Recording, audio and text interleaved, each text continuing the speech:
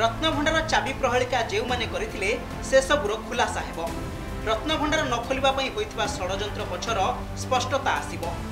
जो मैंने चंचकता करिसंती सेमानक विरोध रे कार्यानुष्ठान हेबो एपरि कहिसंती आईन मंत्री पृथ्वीराज हरिचंदन। जे जो चाबीर प्रहेलिका करिके भगवान को रत्नभंडार न खोलिया पई जो माने षडयंत्र करथिले से समस्तंक बाबद रे पूरा खुलासा हबो। से समस्तंक बाबद रे पूरा पूरी एक स्पष्टता आसीबो एवं जो माने सेतिरे एभली चंचकता करिसंती बोले जणा पड़ियो से माने सेमानक ऊपर दंड विधान भी करा। ଏହା ଛଡ଼ା ରତ୍ନଭଣ୍ଡାର ମରାମତି ସମ୍ପର୍କରେ ଆଇନ ମନ୍ତ୍ରୀ କହିଛନ୍ତି ଯେ ଯାଞ୍ଚ ସରିଛି, କେବଳ କାମ ଆରମ୍ଭ ପ୍ରକ୍ରିୟା ବାକି ଅଛି। ପ୍ରଥମେ ବାହାର ରତ୍ନଭଣ୍ଡାରର କାମ ଆରମ୍ଭ ହେବ, ପରେ ଭିତର ଭଣ୍ଡାର ଲେଜର ସ୍କାନିଂ ହେବ କି ନାହିଁ ନିଷ୍ପତ୍ତି ନିଆଯିବ।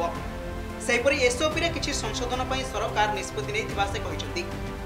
ସେପଟେ ଠାକୁରଙ୍କ ନୀତିକାନ୍ତିରେ ଯେପରି ଅସୁବିଧା ନ ହେବ ତାହାକୁ ପ୍ରାଥମିକତା ଦିଆଯାଇ ସେବାୟତଙ୍କ ସହିତ ଆଲୋଚନା ହୋଇଥିବା କହିଛନ୍ତି Prithviraj Harichandan. Bureau report, mobile news 24x7।